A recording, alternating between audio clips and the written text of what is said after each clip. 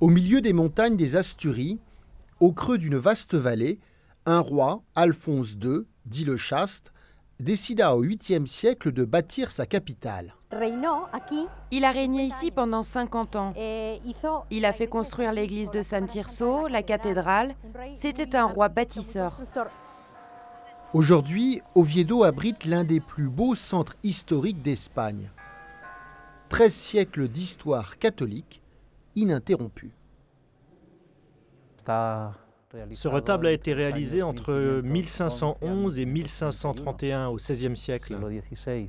C'est de style gothique flamboyant et c'est une description des évangiles sur une seule page. Autour de la cathédrale, monastères, cloîtres et couvents se succèdent. À Oviedo, beaucoup de choses tournent autour de la religion, des plus classiques aux plus inattendus. Comme vous voyez, je suis un curé. J'adore tout ce qui est religieux, les Augustins, les Sainte Thérèse. Et regardez mon père, on a aussi des jésuites. Pêcher par gourmandise, rien de plus facile à Oviedo.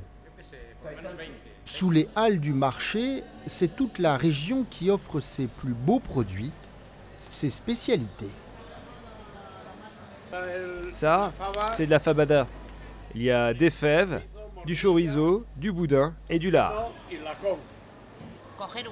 À côté du cassoulet asturien, voici le callos, un fromage de tête local. Non, il n'y a pas un pet de gras, c'est que de la gélatine.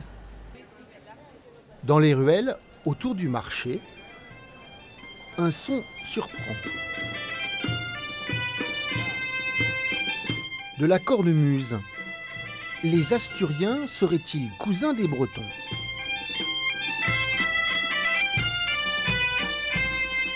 La réponse est oui, ils sont tous les deux celtes. Ça, c'est la cornemuse asturienne. Elle ressemble un petit peu à celle que vous avez en France, mais elle a quelques caractéristiques locales. Et les similitudes ne s'arrêtent pas là. Oviedo compte plus de 50 cidreries. Boisson régionale, le cidre se sert avec style. Il faut que le cidre explose dans le verre, que ça fasse de la mousse. Comme ça, les arômes remontent. À Oviedo, le cidre se boit traditionnellement cul sec. Moitié celte, moitié ibérique, Oviedo assume fièrement ses différences.